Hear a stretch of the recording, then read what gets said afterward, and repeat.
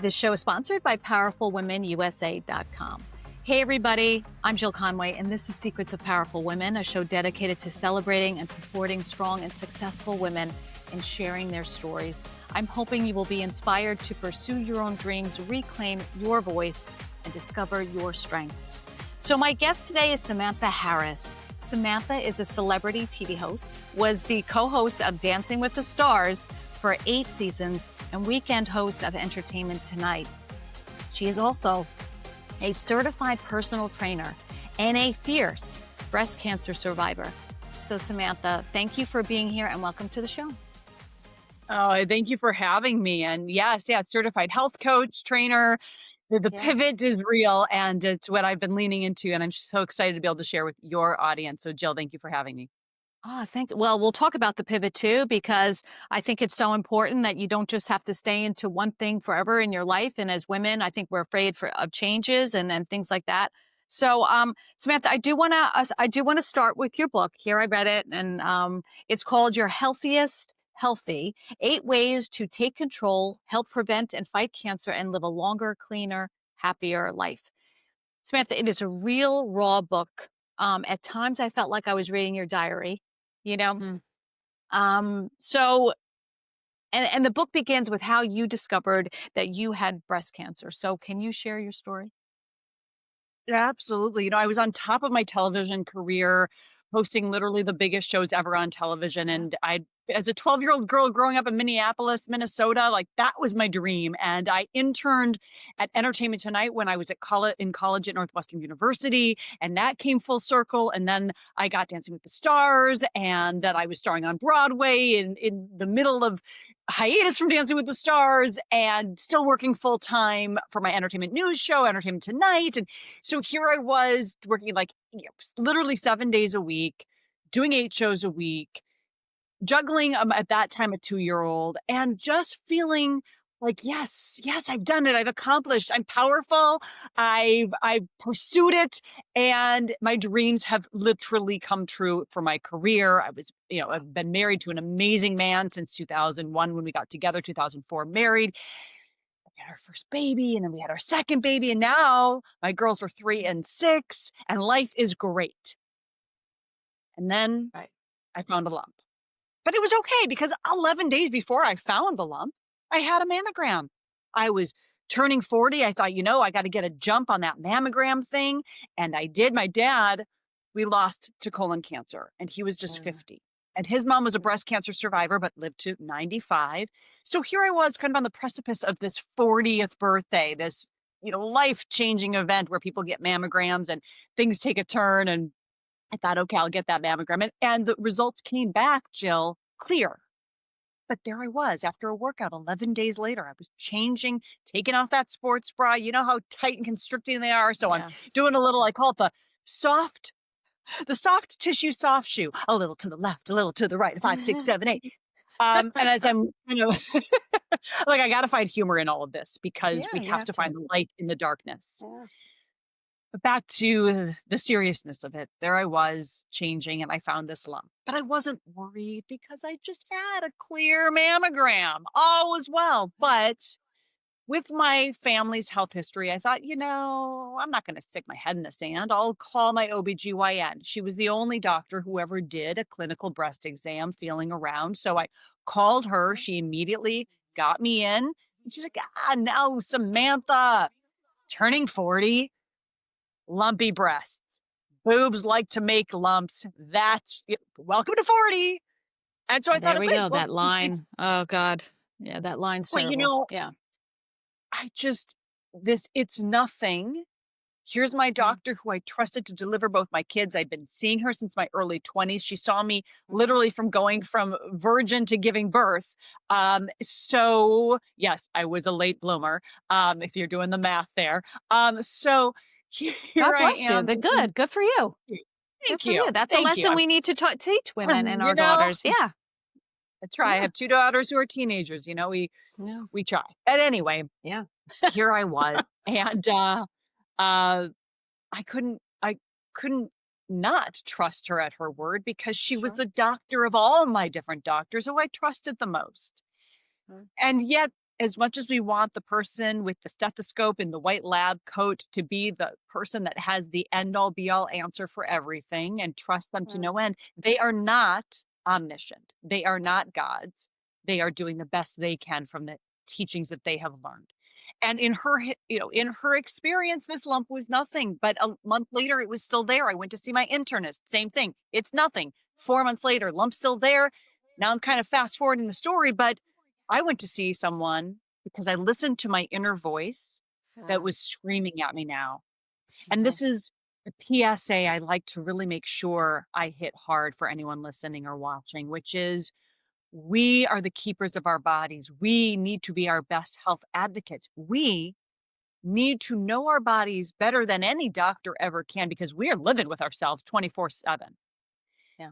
That is why we need to exercise regularly, eat the best diet we possibly can, tune in, as you mentioned off camera, into the meditations and the mindfulness, which is something now, all these years, 11 years after cancer, I'm still working on because it's a work in Mhm. progress, but we need to get quiet with ourselves. And now my voice inside me is screaming, saying, you need to see someone who's an Well, what did it expert. look like, Samantha? Let me cut you there. Yeah. So when you say, because I really want to drive this, like you said, this message home to women who say, I don't even, my intuition doesn't talk to me. What did that sound like to you? Like, were you getting it in a dream? Were you getting it in the, right? Like you said, those Mm, quiet moments driving the car, you really should go. Like, what was it saying to you? Yeah.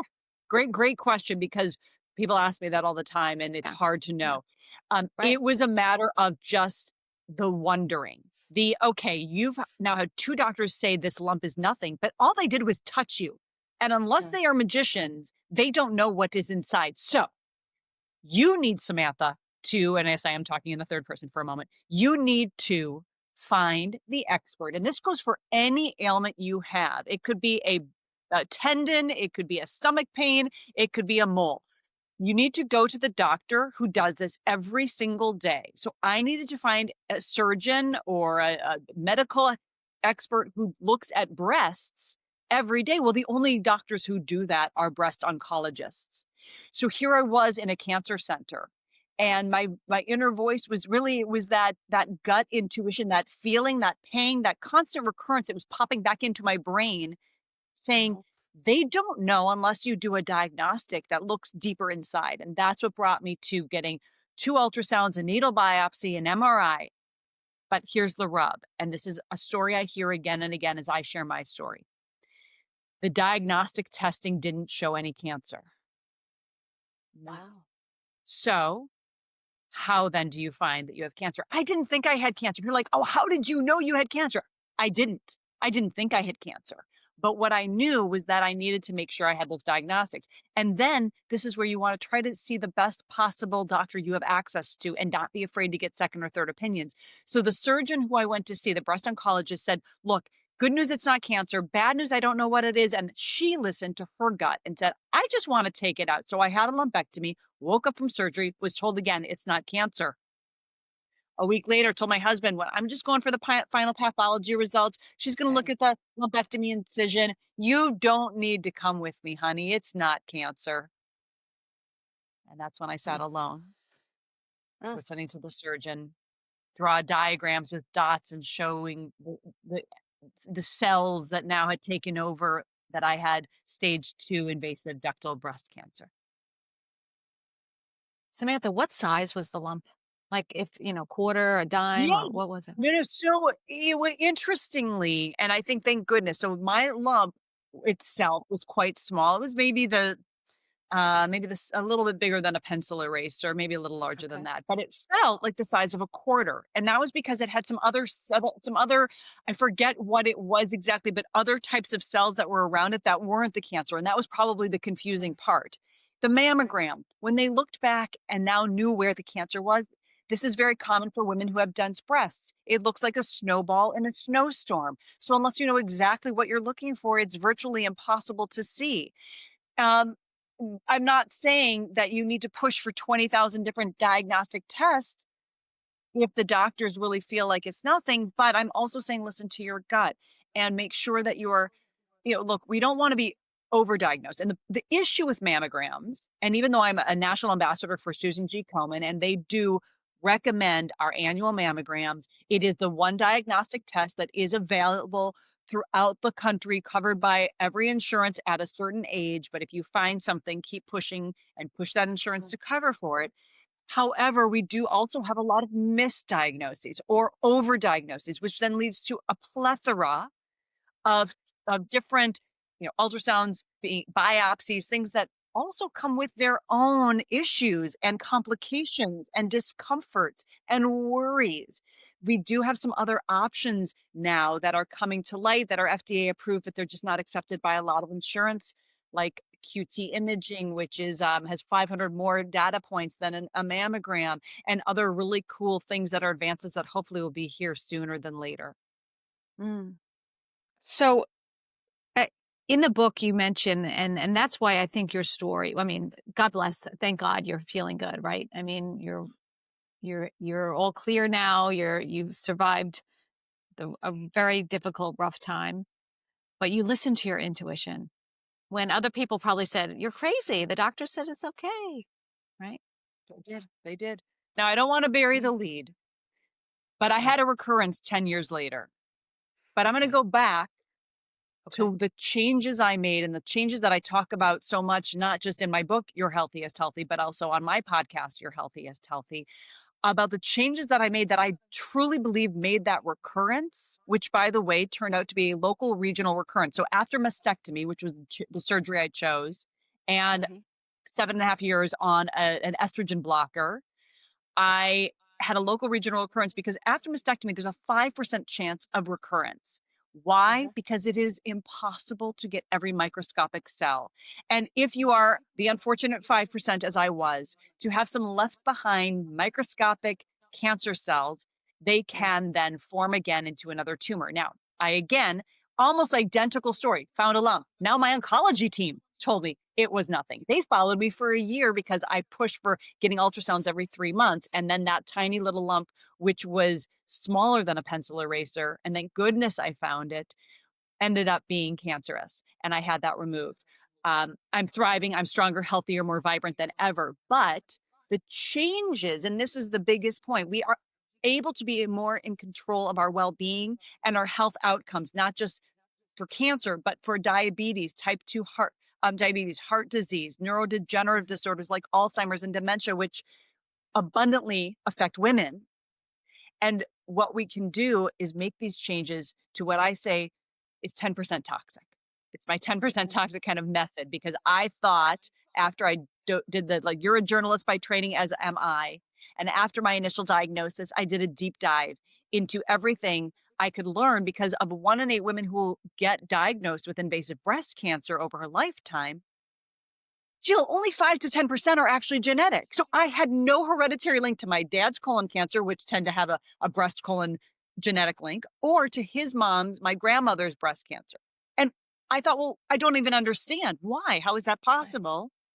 And in my research, I found that it is what we're putting in, on, and around our bodies that affect the trajectory of our health outcomes, because we have certain, it's kind of confusing, so just go with me here.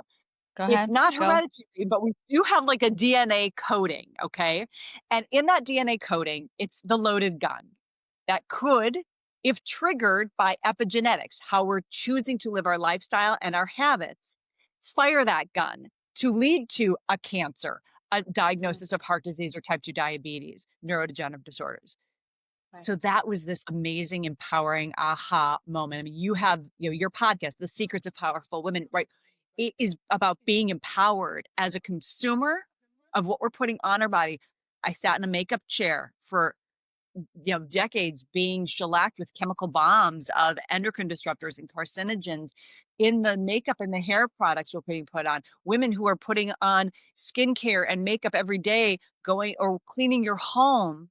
We might not even realize that we're putting ourselves at risk, but we can make that change. So I started to just make changes everywhere I possibly could: how I was eating, how I was approaching exercise, what I was doing to meditate or not. And then I realized at my diagnosis 10 years later that I was trying to make those changes 100% of the time, which leads to 100% failure because of the overwhelm and the fear and the worries. And that's when I realized, wait a second, in order to get to be your healthiest healthy, you got to be 10% toxic. You have to lean in to that breath that allows you to say, you know what? I'm going to get my hair colored at the salon maybe. And maybe I'll go a little longer between visits and do some home color with less toxic stuff. But that's my 10% toxic. But I'm going to eat as cleanly as possible. And I'm going to enjoy that ice cream, though, every Friday with my kids. And that's my 10% toxic. And assess sort of where you are in your life of toxicity in all of these different buckets and work towards the goal of just being 10% toxic. But you were so healthy, like you said. I mean, you went through, you were eating well. You talk about it in the book, and I do want to pull up a page because I bookmarked it because I'm that super nerd. But Samantha, you can. All right. So here, what I love, right? You have the healthy version, the healthier version, and the healthiest version, and you have meal plans. This is more of a resource. It is your story, but it is truly like a resource guide to kind of try to live a healthier, better life. So you have all like, and you deep dive into what you're eating and how important it is and organic. But you also say, which I love, you had a sweet tooth, right? Oh, yes. And I do too. So I can relate, right? Especially now around, this time of year, right? But it's so hard for anyone to really go through their whole life and go through their diet. And as you said, go through their cabinets with hair products and makeup and laundry detergent. Like all these toxins are in almost everything that is around us. So, and you list all the brands that you recommend and things. So I absolutely love it. But that was one quest you've been on for this. It's been a long quest, and it is, as I mentioned earlier, there was this pivot, and that pivot was to really lean into wellness and what we could do to empower ourselves to make our lives and the lives of our families healthier. But the recurrence taught me, and that's what I'm sharing with others, is also really important to do it to a level and a pace that isn't giving you sort of paralysis by analysis and that overwhelm that you just can't make a decision. So Right. actually for people who are listening, so I've vetted, right? I've vetted all these beauty products and cleaning and the laundry and the kitchen supplies and everything. And so I put together first a clean beauty guide, which is a free PDF. So first of all, the book, Your Healthiest Healthy, is available everywhere. And it's honestly, Google it. You can get it for really cheaply. Like authors do not make a cent and it's good. It's fine because my goal was to give this as a guide. As you said, it's a roadmap and it's really a Sure. jumping off point. And you kind of can dip into different areas. Each chapter is a different section. You might say, I just want to focus on food right now. Great. Jump into that chapter. Like, I just kind of want to look at how to revamp my makeup and my skincare. Cool. Jump into that chapter or read it cover to cover. I try to make it fun and colorful and all of that.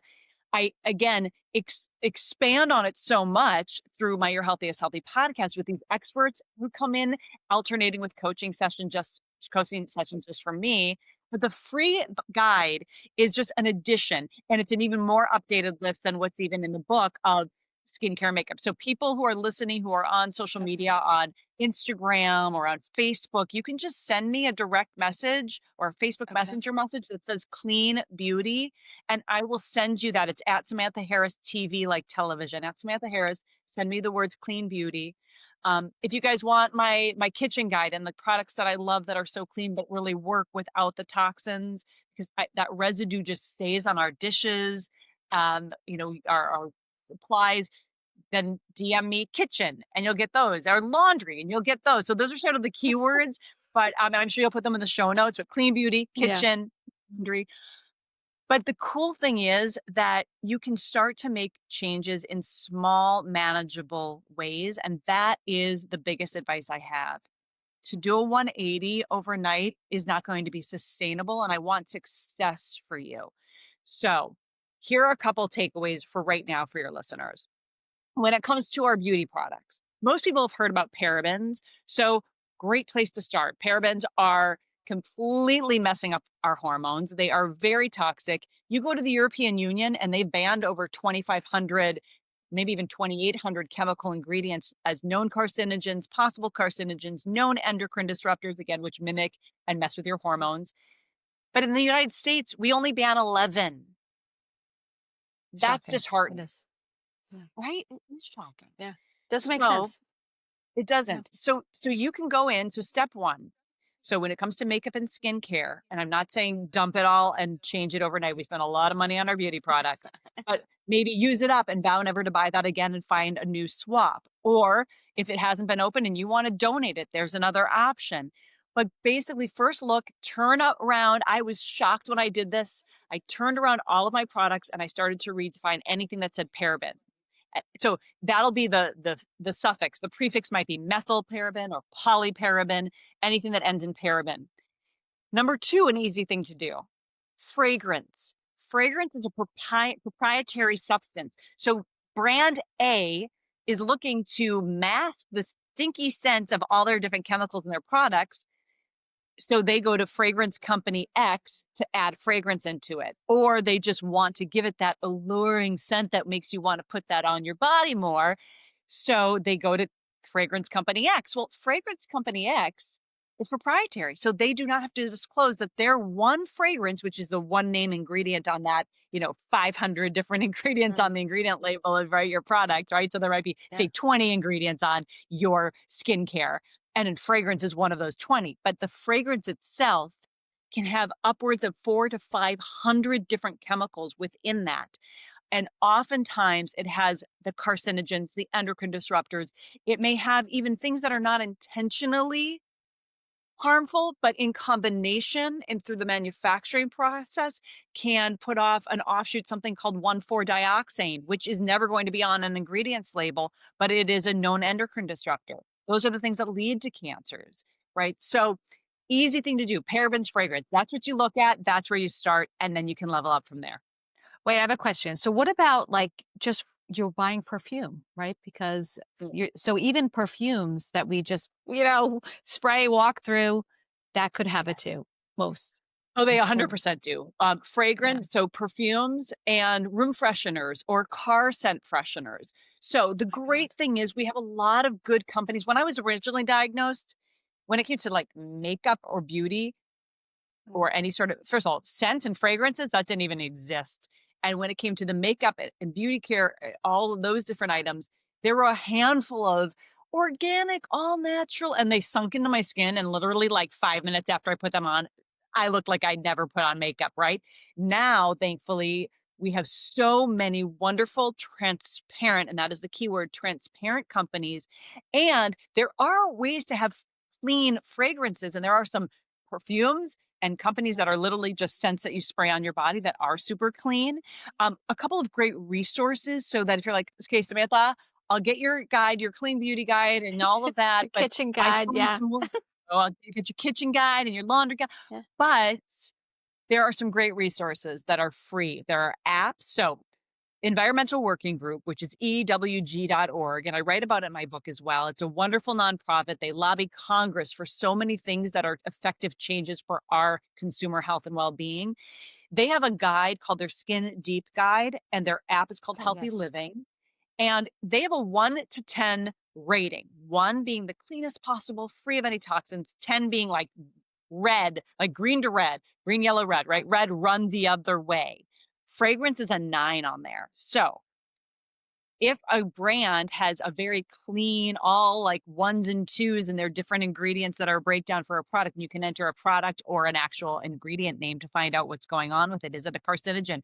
Is it an endocrine disruptor? Is it an allergen? Is it a neurotoxin? Is it banned in the EU? Oh, that might be a nice quick asterisk of like, oh, if they're not using it in Europe, I'm not putting it in my body, on my body, or bringing it into my home. So yeah, by the way, anyone who's traveling to Europe, just bring an extra suitcase so you can stock up.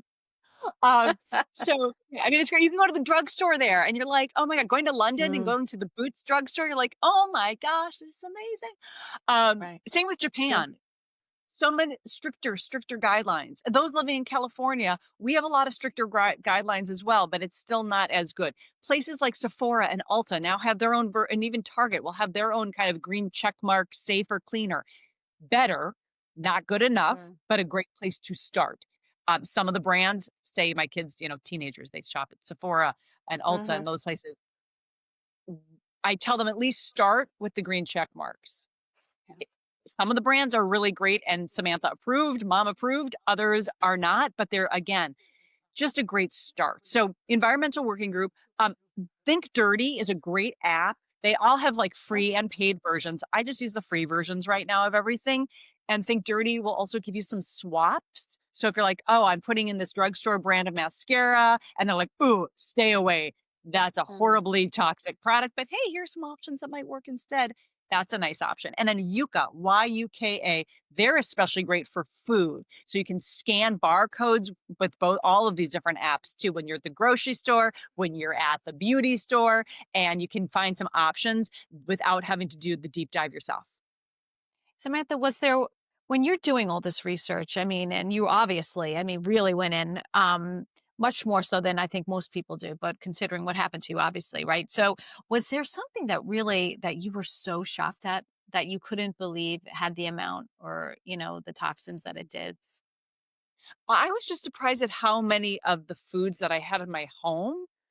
I wasn't I think the only thing organic in my home was when we switched from, my breastfeeding and infant formula, which thank goodness they have even better. I don't even want to think about what I must have given them when I had mastitis and I had all these infections with my breastfeeding, so I had to then bottle feed as well, and it was I was pumping so much. It was just so upsetting to have to transfer to just this formula, but I'm so glad that the ignorance was bliss at that point because I don't even think back then, my oldest is 18, that they even had the clean options. Now there are great clean options even for infant formula. But when we switched to, that one, right, you go off the breast or the bottle sometimes, and then you switch to the whole milk. And that was the only thing that was organic in my home. We don't even have dairy milk in our home anymore. It's all nut based now, and everything's organic because what happens is we have so many pesticides on our food and not just our produce, but even our coffee beans. If you are a regular coffee drinker, and especially if you're buying at the corner store, first of all, you're going to save a lot if you start making it at home. And there are great tasty options, even for your creamers and things like that, that are going to be a lot safer for your health. So I think if you break it down for your makeup, your skincare, and your food, what are the things that you are using or eating the most, right? Using on your body and skin the most or eating the most. And that's where you want to just start. So for your makeup, it might be your foundation. You just change that out. And your skincare, it's your facial moisturizer and your body lotion. Our skin's our biggest organ. It's absorbing all of that. Just start there. One product for each of your things. Change those out, make those swaps. When it comes to going to the grocery store, I'm a huge fan of smoothies because we can get all of this nutrient density and fiber and whole foods into it and into our bodies to set ourselves up for success every day. And really going organic is a great way to do it in a way that is also more cost effective because buying fresh berries is obviously organic's going to be a lot more expensive than buying organic frozen berries. So that's why I love throwing them into the smoothie and really figuring out, okay, let's see, look at the Dirty Dozen, which is the environmental working group's most pesticide heavy produce list. It comes out annually. They update it every year. So if you're like, okay, I'm shopping for my budget, I can't afford to do everything organic. Totally cool. Just start with the Dirty Dozen. Make sure that your berries and your apples and your tomatoes and your greens, those tend to be always the most pesticide heavy residue. Make sure that those are either going with organic fresh or organic frozen, and then move up from there when you can. What do you indulge in? Like when you want to have like a day where you're like, Yeah. because you're in phenomenal shape. So what do you say? Like, is it chocolate? Is it like, what is it? Oh my gosh. Well, first of all, I will admit I was at my daughter's the kickoff game for the basketball season. She's on the varsity cheer team, my ninth grader, and they had this French fry truck. French Oh. fries and ice cream have always been my downfalls. And all football season, I was always volunteering at the Spirit Wear booth, and the line for that French fry truck was always too long. I never got there. So anyway, last night I was like, oh my God, there are only 4 people in that French fry line. And I went and I got those fries, and man, they tasted great. Now I will say I felt a little bit nauseous afterwards, but they felt great going down. So, there are things like that. Chocolate, by the way, huge news flash. if you can switch, I used to only like milk chocolate. I thought dark chocolate was disgusting. Now I don't like milk chocolate at all. I only like dark chocolate. If you can go for 70% cacao or higher, so that's like what the real chocolate bean is, right? It's cacao. Mhm. It actually has some really great health benefits. Now, I'm not saying eat an entire bar in a sitting, but Mhm. a couple of squares of that, if you can also have, it's hard, and I'm going to challenge you to do this if you're listening, see if you can take a bite and let it melt in your mouth slowly. You'll be amazed at how satiating it is. And if you can go the higher percentage of cacao, I mean, the more bitter it is, of course, as well, and the Mhm. less sugar it has, and the less dairy it has mixed in. So it's better for you because it has all of these wonderful polyphenols. These are these things that are giving you all the health benefits inside. And a great option is dark chocolate. Yeah. I do like 90%. I do like Andrew Lessman's like Whoa. yeah, his so it's so good. I mean, I like dark chocolate though. I don't know if I Good. trained myself years ago, but I do like dark chocolate.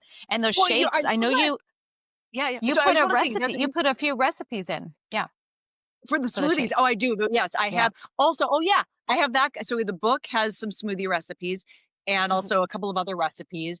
But if you guys want a free 50-page recipe guide, another thing, I love sharing with people. As you can tell, I I put love a it. lot of effort and time into putting these Yeah. together. I put together a free 50-page smoothies and more Wow. recipe guide. So not only is it different types of smoothies and smoothie bowls, but also energy protein balls that are all plant-based. Real, like, oh my God, there's one that is actually a great sub for dessert. And I put 70% cacao chocolate like nibs in it that are like these big chunks, and they're Mhm. from a brand that doesn't have any so a lot of times you get chocolate chips and they have that shiny coating. That actually Mhm. is an emulsifier you don't really want to have if you can step Oh away from it. God. So Right. these chocolates are awesome. They don't have any of the junk. They're just awesomeness. And but you can do it with they're a nut butter energy ball. So um yeah, that's in the guide too. So just that is let's see, you can, oh, smoothie. Just text me smoothies, DM me, message me smoothie. I will send you that guide. I love giving away free things, free for everybody. I feel like Oprah, you get a guide, you get a guide. No, Yeah, but that's you're on a mission. I think it's fantastic. I am. I think it's fantastic. All right, let's pause here. There's so much more to talk about. We'll be back with Samantha Harris after a quick commercial break. You're listening to Secrets of Powerful Women. Help me get the word out. Share this with a friend because this is so good. We'll be back. Hi, everybody. I'm Jill Conway. Thank you so much for listening and loving the Secrets of Powerful Women podcast. If you could, please like and subscribe to my channel on Spotify or iHeart, Apple Music, Audible, and YouTube. It will help me expand the show and bring you more incredible women who are inspiring you with their stories. I am so grateful for your support, so thank you. Keep listening and share this with your friends. We're changing the world. Welcome back. You're listening to Secrets of Powerful Women. Samantha Harris is with me. You know her as one of the OGs of Dancing with the Stars hosts and one of the best hosts, I think, on the show and on Entertainment Tonight, the weekend co-host. But what you may not know is that she's truly a fitness and wellness expert at this point. But Samantha, I want to talk about your TV career for a little bit here. And did you always want to be on TV? Like, how did that happen? Always. Yes, always. I was a kid growing up in Minnesota. And when I was 12, I asked my parents, Mom, Dad, can you give me an agent? And they did. They did. They were amazing. And you wouldn't think Minnesota would be the hotbed of any activity or even to have any agents, but we actually have a lot of headquarters of corporations in Minnesota, from General Mills to 3M, and kind of the list goes on. And so a lot of commercials were shot there, a lot of print ads, a lot of catalog work and industrial films, which are used usually in house for different brands and companies. And I mean, I did everything from a Pringles commercial to Target store posters in the teen section. I was like one of those, you walk through the store and there's like those, posters of a model Yeah. modeling some clothes, and Jostin's class rings. Oh my gosh, I was in so many Jostin's catalogs because they also did all the prom decorations, and Yeah. so lots of fun. Olive Garden commercial, and I was on a cereal. Okay, what's really funny for those who've listened to the first half of this episode, and if you haven't, go back and listen. But knowing what you know now about me and getting all the toxins out of my food, when I was remember the first day of 7th grade, I got to leave school early. I was so excited because I was on, so again, General Mills is a Mhm. headquartered in Minneapolis. I was on the back of a cereal box. It was called Rocky Oh, wow. Road cereal. I mean, I still actually have the box because my grandmother who passed kept the actual box for all these years, Oh. like in pristine condition. And I'm looking at those ingredients. I'm like, oh my God. And the funny thing is, too, because I was on the back, my mom, when she'd walk down the cereal aisle, would go through at every grocery store and turn the boxes around so that I was face forward in the cereal aisle. So there you go. So you did all that. So, but you went to school for journalism, like you mentioned Yeah. earlier. So when I was in high school, actually, my public high school had this incredible little 2 edit bay TV station right in the high school. And it was, it was an extracurricular. We had an anchor desk, we had 2 teleprompter cameras. Wow. And when I was a sophomore, I was cast outside of school. What turned me on to the journalism side of things was that I was auditioning for my agent sent me to an audition for a new TV show pilot. And it was going to be a kind of a nighttime themed entertainment show, and they were casting for the hosts. And I auditioned and they were like, "Hey, so we want to cast you, but we just realized you're 16 and our hosts are going to be going into like nightclubs and bars. However, we want to create a segment that's more teen focused." And Motown had their 30th anniversary. This is obviously a handful of years ago because they've been around a lot longer than 30 years now.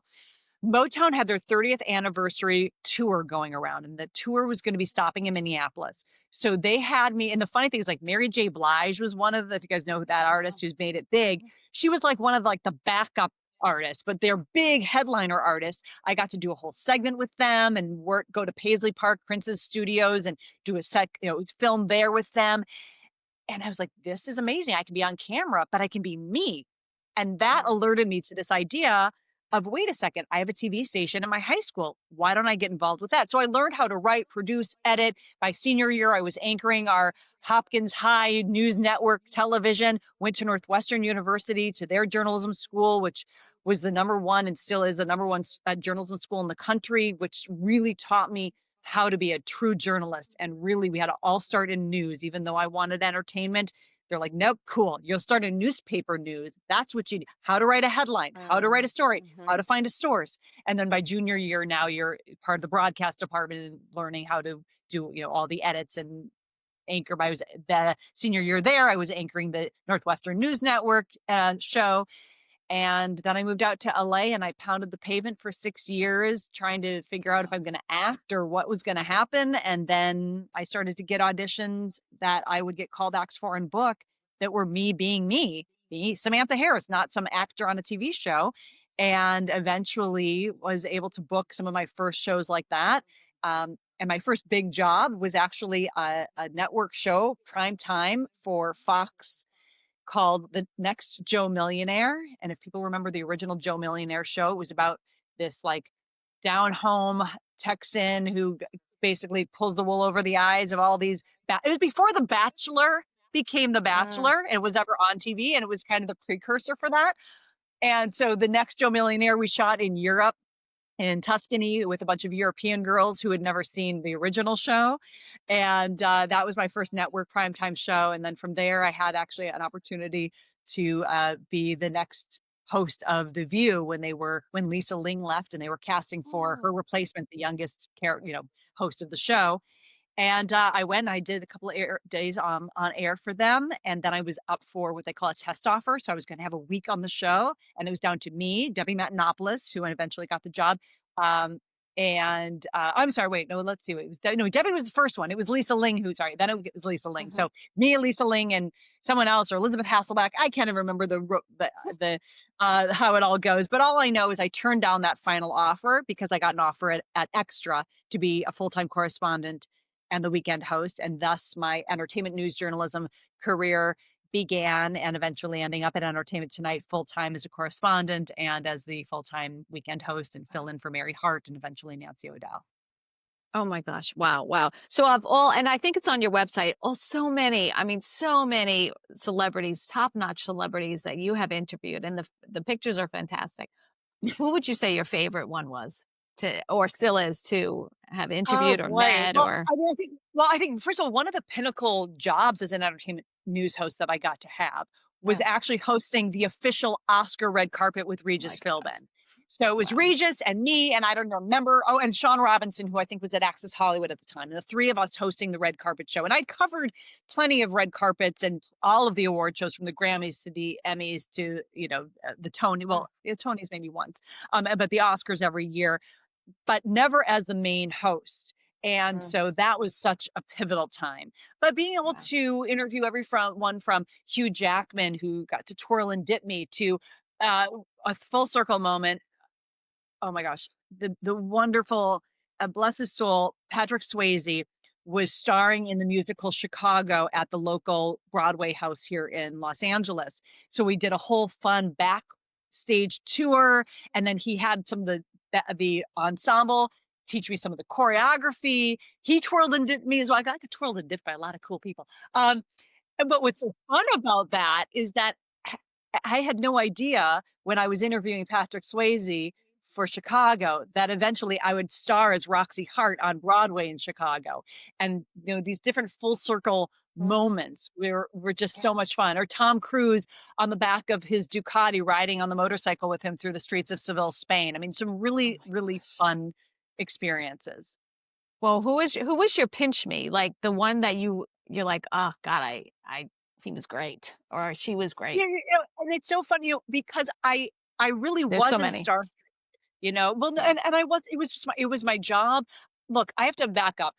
Growing up in Minneapolis, and I kind of buried the lead there, but growing up in Minnesota, my dad actually produced all the rock concerts that came to town. So Oh literally from wow. the time I was born, I grew up backstage with, everybody from Bono with U2 to, the Michael Jackson and my 18th birthday Wow. party at the Paula Abdul concert and going backstage for cake and ice cream. So I grew up around celebrity, Wow. which was a very strange thing for a Minnesota kid. It was a very unique thing.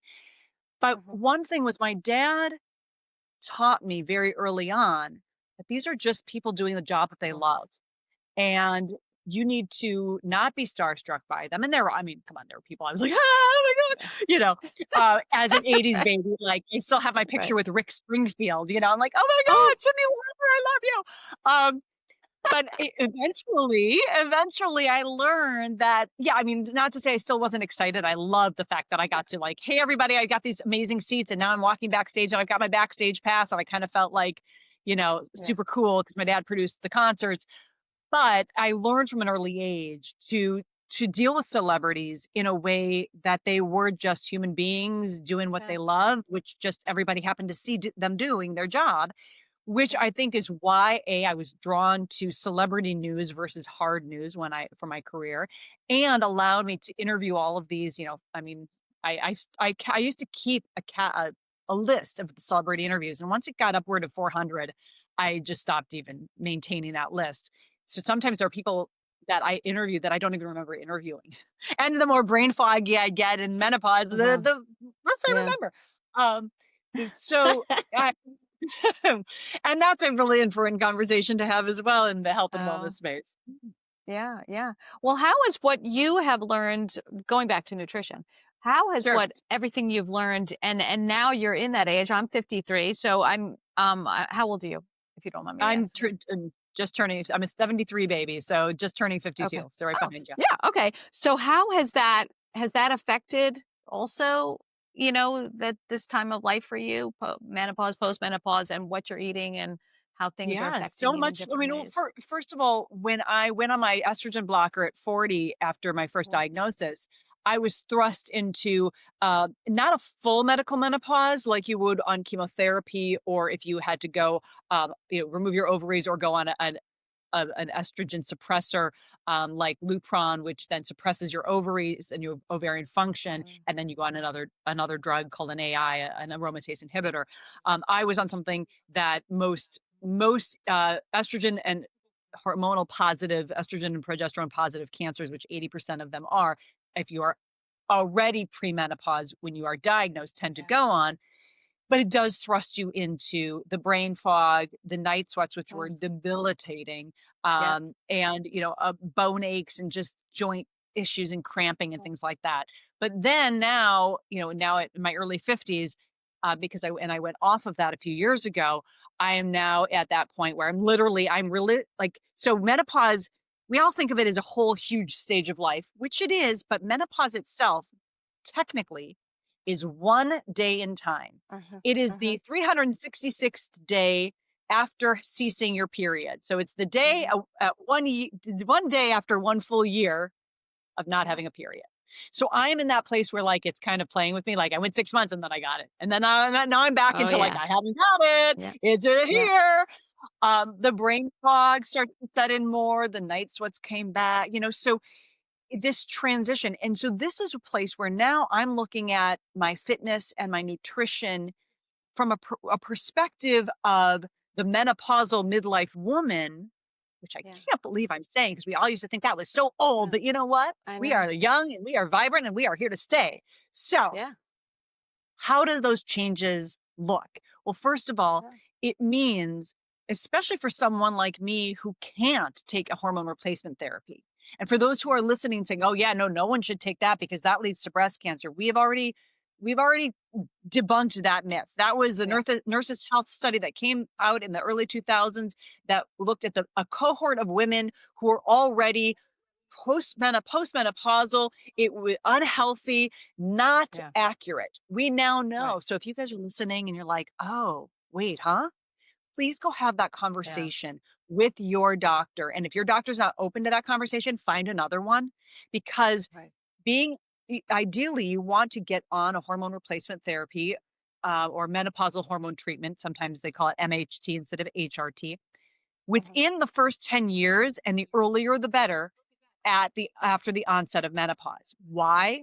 Because first of all, we have estrogen receptors, not just, we think of them as the hormonal thing that allow us to have children, but we have estrogen receptors on every part, every cell, every organism in our body, from our brain to our gut and more, our muscles, our bone. So when we can fortify that estrogen by going on replacement therapy earlier, it also actually protects our heart. And of course, it protects our bones and our muscles and our muscle loss, which sarcopenia, which is the loss of muscle mass, starts even in our 30s. And starting in our 30s, we lose, I believe, 5 to 7% of our muscle mass per decade. Right. Well, what are your options then? Because you're in the middle. You're still in the middle of it. You said, wait till you get. I did it a couple times like you were, and then it's like 11 months, and then I got it again. And I was like, I can't even. Like it's just like wow. This is here we go. And they're like, you're starting over. I was like, how is this happening? So what are your options? I say on the one hand, I'm happy to start over because that means I can get my period a couple more times, and it's just more time for bone building, which I want. So first and foremost, strength training. If you do only one thing, and we think in our 20s and 30s, it's all about cardio, right? It's about losing burning those calories, losing the weight, getting that fit body. But when we shift and it's 40 plus, once we go into that perimenopause, which by the way can start as early as your mid 30s, but once we go into perimenopause and then transition, we need muscle strength more than anything there is.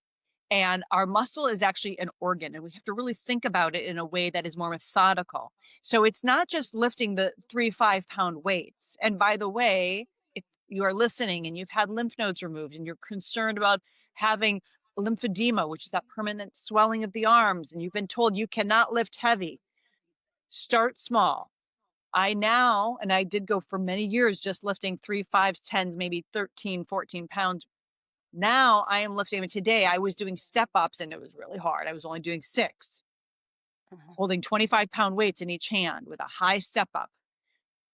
But you don't go there overnight. You want to do progressive, slow, methodical weight training so that you are moving all of the big systems, push, pull with the arms and upper body, push, pull with the legs. So that might look like a squat and a deadlift, but be mindful of your low back.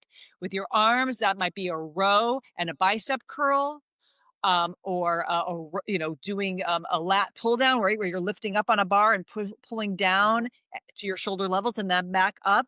but really moving the big muscle groups and then making sure you're moving those accessory groups, the smaller muscles that are supporting the big muscles, the deltoids, right? Their shoulder muscle, the triceps, the back of your arm. These are also your calves. These are important to also move. And it really was, even though I'm certified as a trainer, it was really more for teaching group fitness and online classes through COVID and in my private membership community and things. So I actually found an app that I really love that has little videos and it gives you the workout and it's progressive movement so that you start slow with your weights. But so first and foremost, getting into the gym or starting with weights at home, and you can do these inexpensively. So three times a week, ideally, at least 2 times, but 3 times would be even better. For And really for weightlifting weight training. or Yep. For weight okay. training. Yep. Mhm. And So then, what is your workout? Go ahead. Yeah. yeah. So, I mean, so it's always been about changing up my body. So before I started this menopausal transition, it was one day I was running until I blew out a disc, and now I'm not doing that. One day was running, one day was kickboxing, one day was outdoor biking on flat road. One day was like a step and lift type of class with an old traditional step trainer. One day I get in yoga and then maybe a hike on the weekend and moving my body every day, which I'm still doing. Now I'm doing it differently where I'm lifting 3 days a week. I'm getting some zone 2 training. So that's not that breathless all out for like 45 minutes where you're just like, I'm about to die. I can't go any faster on the treadmill and sustain it for 30 or 40 minutes or an hour. It's about going for a walk and actually you can have that conversation. It could be a bike ride. It could be a swim. It can be anything you want to do. But that's going to be more important is that zone 2 training. And then some of the experts who I interview on my podcast are so helpful to share about jump training and sprint training, jump training. So you guys can just literally jump up and down. You can jump on boxes. Running, unfortunately, does not count as jump training.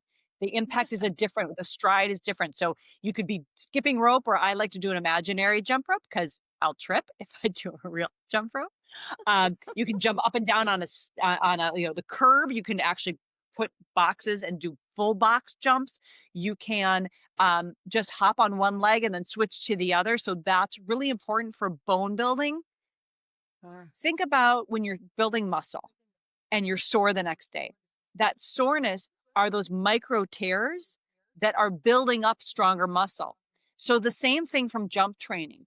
You're actually getting a little bit of injury from the impact in your bones, but it's signaling to your bones, oh, wait, I need to build more bone. Really, really important. Obviously modify if you need to, because obviously people who are listening are coming in at all different ages, but also all different levels of injury or hardship on our bodies. The other thing, and I don't like this, I'll be honest, and I'm not doing it as often as I should be, but it's sprint training. So what does that mean? That means going 20 to 30 seconds so freaking hard that you are as breathless as possible. And that's going to look different for everybody. It could be outside, literally sprinting in a run. It could mean you're doing it with kettlebell swings. It could mean you're doing it on a stepper, but be really careful if it's on a stepper. It could be a rower. It could be doing running high knees in place. It could mean burpees. It could mean side to side jumps. Anything that is going to get you breathless counts. 20 to 30 seconds on, and eventually starting with maybe 2 or 3 rounds. And by the way, and then you rest for as long as it takes you to come right back down to like you haven't done anything. So that might be a minute, it might be 3 minutes. Doing that, ideally working up to 4 to 6 cycles of that. And that'll take only maybe 15 minutes, by the way. You can do it really efficiently, just twice a week. Oh, wow. Okay. So, so you're all right. So you're working out. You also have, I want to talk about too. You just had your first retreat or one of your first retreats. Oh, yeah. Tell us about Oh, no, I lead wellness retreats annually in Utah. And then also every year or two, I'll do one in other places like Santa Monica, California, or Newport Beach, California, or Mexico, or something else really fun. So how did you get, so you started a whole membership, you started a whole community. And then I think I saw on social media, you had something in your backyard. for the first Oh, time? I did. I did something. It was so fun. I did an influencer event in my backyard called Backyard Bounce. We did a rebounding class, a little mini trampoline. Rebounders are fantastic because, especially for those of us who've had any sort of lymph node removal, they're great because they help everyone with lymphatic flow. And that's really important. You don't want, so our lymphatic system is, so we have two circulatory systems in our body. We think of just our heart pumping our blood as the circulatory system, and it is. But our lymphatic system, which is what rids our body of waste, is also a lymphatic system, except it doesn't have a central pump like the heart. Our muscles need to move the lymphatic system. Actually, swimming is also really good for the lymphatic flow. So rebounding, just that microsecond of lift before you come back down, actually NASA uses it to help the astronauts reacclimate. And so it's a really helpful thing. And there's an expert out there, and I want to look into the science behind it, who says that just bouncing on a rebounder for 10 minutes can be the equivalent to the benefits of to your body of 10,000 steps. I'm not saying don't go get your steps as well, but really profound. So we did a backyard Wow. bounce. I had all these fun celebrities and influencers who came, and we did a class, and we just had a blast. Now you have your whole, you said, as you said, you have a membership, you have all this. And is this, I mean, is this where your passion lies? Obviously, right? This is it. It is. It is. And when Mm. I had my recurrence with my breast cancer in 2024, I paused my membership community. That might start again. And if you guys are listening, you're like, wait, I want to do that. Let me know. If I have the demand, I'll start it up again. What that looked like was 3 times a week I went on live, and it was recorded as well so people could watch at their leisure. But it was a live interview, a live with the guest expert. So those are now my podcast episodes, but it allows those in the community to ask questions in real time. Then I did a live coaching session on a different topic every week and a live workout. So that is something I would bring back if I had enough demand. But mostly it's my retreats, my podcast, and being able to just again bring different special events to those who want them. And you did just go back recently I guess in the audience for Dancing with the Stars with your kids. What was Oh, I that like? did. Oh, it's so my oldest daughter, who's now 18, I was pregnant with her on the show. I announced my pregnancy. I delivered. I came back 2 weeks after my delivery. Oh, And she was about wow. 2.5 when I left Dancing with the Stars. And that was the last time she was on set. And it's really fun to see, literally 20 years after the first episode ever aired, 37 or 38 seasons now. I hosted 8 of those. And what's so fun is that it's had this resurgence. And now my niece, who's in college, has watch parties in her sorority with it. And my kids are watching. And so I never thought to bring them. I honestly, I don't watch it myself. I never went back. It's such a great show, though. And my girls were like, "Hey, can you get us tickets for Dancing with the Stars? Can we go sit in the audience?" And I said, "I think I can make that happen." And so it was so much fun. It was just so nice for me to be able to see my production staff, some of my camera guys, and of course, the judges and the hosts and the pro dancers who I worked with, for so long. Do you ever see yourself going back, or are you waiting maybe the right opportunity? Would you go back Yeah, to oh, something yeah, I think on TV? yeah, I mean, first of all, I look, TV was my first love and it will always be. And even though my passion and my focus is in the wellness space and helping guide others to live their healthiest, healthy life possible, uh, TV is still, I did a game show where I hosted 65 episodes. It's when the opportunities come that work for my life now. Um, I think that the entertainment news business, and not to say I wouldn't go back to do another entertainment news show, but what it was back then was so all-encompassing. They owned me Mm. 365 days a year, even though technically I was only supposed to work, a 5-day work. I did work a lot of a 6th day or a last minute. I'm going to my kid's recital. Oh, wait, just kidding, Samantha. You're not going to your kid's recital. We need you on a plane or we need you at a red carpet. Like that just came up. You didn't want to plan ahead and let me so Right. I'm someone who is very dependable. And when I say I'm going to be somewhere, I am. My job didn't allow me to be the person I am in those ways, especially for Right. my family when I needed to be. And so that it would give me, I love TV, and Yeah. we'll see what comes up. Yeah, you never know, right? Never say never. Never say never, but No, it no, has to there's never work. a never. No, there's always a Yeah, hey, yeah. what now, what next?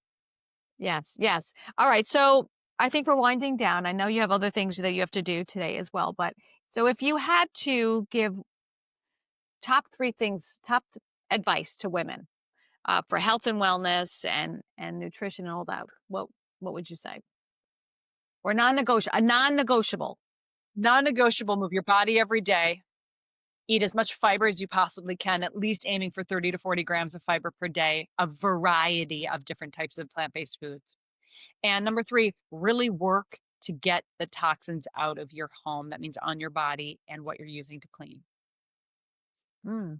And where can people find you, Samantha? You're all over. You're all over this I social, you know, but where can they find I'm you? very, very active on my Instagram, and those who aren't on Instagram, don't worry, I share equally of what's on posting on Instagram over to Facebook. But both of those are Samantha Harris TV, like television. So whether you're gonna, send me the keyword of clean beauty for my free beauty guide, or smoothies for the 30-page or 50-page smoothie recipes, um, again, kitchen supplies, laundry for the best laundry and clean, all that goodness. I mean, I love, love, love sharing, and I'm doing that every single day. I'm also hopefully helping to inspire and motivate and share just a glimpse into what my day to day is, whether it was the workout I did this morning or what I'm putting into my smoothie. And everybody, her book, go buy it. Go buy it. Find it, as you said, on Amazon, Barnes and Nobles, wherever you look for your Yeah. books, look for it. And Your it will help healthiest you. healthy. Oh, and please, Yeah. tune into the Your Healthiest Healthy podcast. It's wherever Yes. you listen and download. Like, subscribe. Don't miss a new episode. Like I said, in the new year, I have a whole special new body series, new year, new body, with Ooh. some of the best experts when it comes to physical health, especially for midlife and beyond. Oh, I love that. That's perfect. And that's our audience. So, all right, that's it for us. And I just wanted to say a big thank you to you, Samantha Harris, for coming on the show. I think you're incredible, and you have an amazing story to share. Thank you so much. Thanks for having me, Jill. Really appreciate it. Oh, you're very welcome. And again, I'm Jill Conway. Thank you for listening to the show celebrating incredible women like Samantha. I hope you are inspired to pursue your own goals, believe in yourself, and dream bigger. Your voice matters, and your story can help others. So I hope you join me next time. Share this podcast with a friend and follow me and Samantha. Bye, everybody.